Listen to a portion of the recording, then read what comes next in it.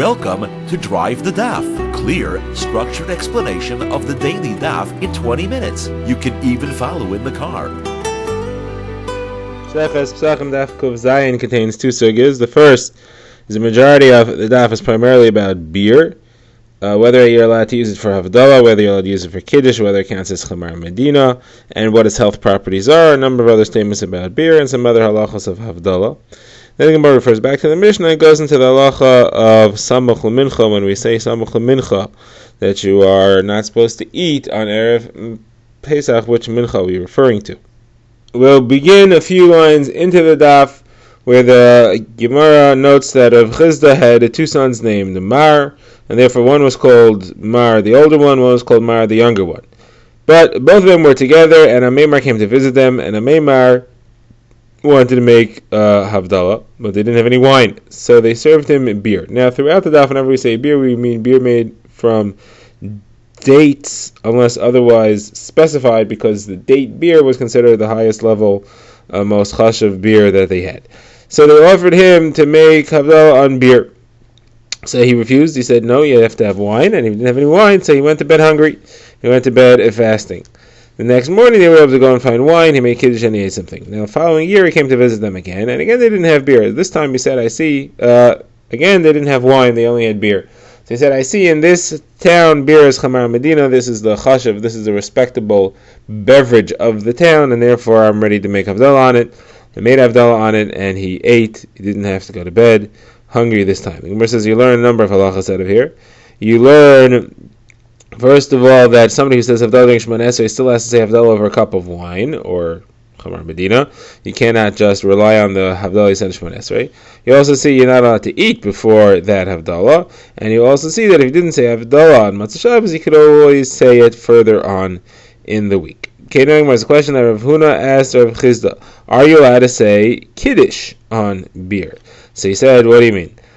There's a question that was asked by Rav to Reb Chia, and Reb Chia asked Rebbe. They asked, are you allowed to say Kiddush on barley beer, and on fig beer, and on beer made from the berries?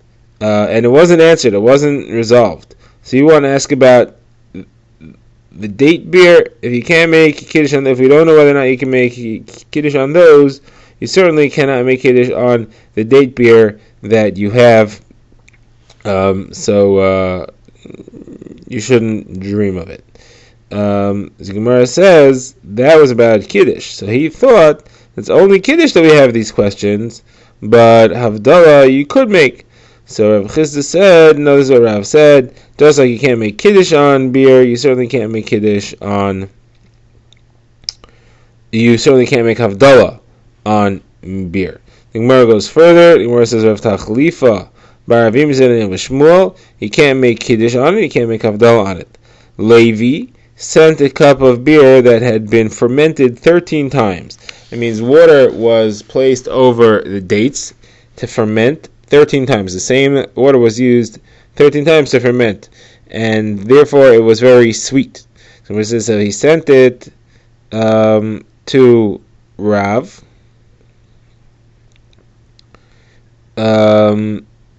He sent it to Rebbe, and he said, this is really good beer. This we could use for Kiddush, and we could use to say all types of shiras and tishbachos, all types of songs and praises to Hashem over this. But that night, the beer unfortunately made him sick. The dates have a laxative effect, like we've seen, and he said, how could it be that something that was so good ends up being so painful? Now the Gemara adds a few things about beer made from dates. The Gemara says, Rav Yosef says, I make a neder in public which cannot be cancelled, that I'm not going to drink beer.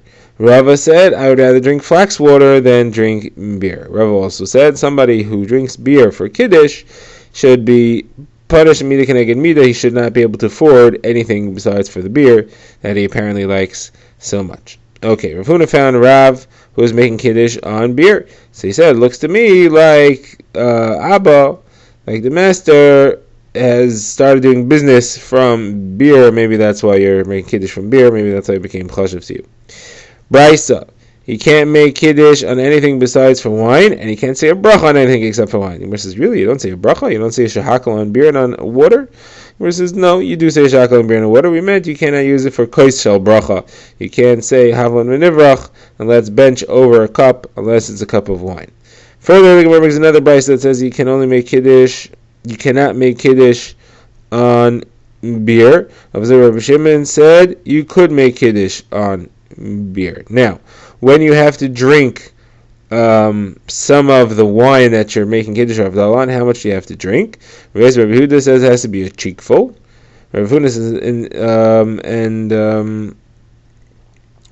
in the name of Rav, and Rabbi Gidol Demin Narash also says somebody who makes kiddush and drinks a cheekful, he's yaitza. If he fulfills the mitzvah, he doesn't drink at least a cheekful, he's not yaitza the mitzvah at all. So from Nachman bar Yitzchak, I learned that not the name of Rav Gidol bar Menashia and not Rav Gidol bar Menyumi, just Gidol. I don't know which one. The Gemara says, who cares? The Gemara says, if we have a contradictory statement, we have to know who it contradicts, and therefore we have to know who the correct author is. Okay, that concludes the discussion about beer. Now we refer back to the Mishnah, which had said that a person is not allowed to eat on Erev Pesach from close to Mincha time and onward. That's about half an hour before Mincha time. So Gemara asks, which Mincha? There's Mincha Ketana and Mincha Gedola. Mincha Ketana is the earliest time for saying Mincha. That's about half an hour after Chatzos. So Samach LaMincha would be half an hour before, would be at Chatzos. Or is it Mincha Ketana, which is 2.5 hours before Shkia? And therefore half an hour before that would be 3 hours before Shkia, which is the 9th hour of the day. So the Gemara explains the two sides. The question is, what is the reason for the Yisur to eat? Is it that we were afraid you're going to get involved in the meal and therefore you won't come to bring a carbon Pesach? If that's true, you shouldn't be able to eat even from the soonest time you're allowed to bring the carbon. So therefore, from already Chatzos, you shouldn't be eating.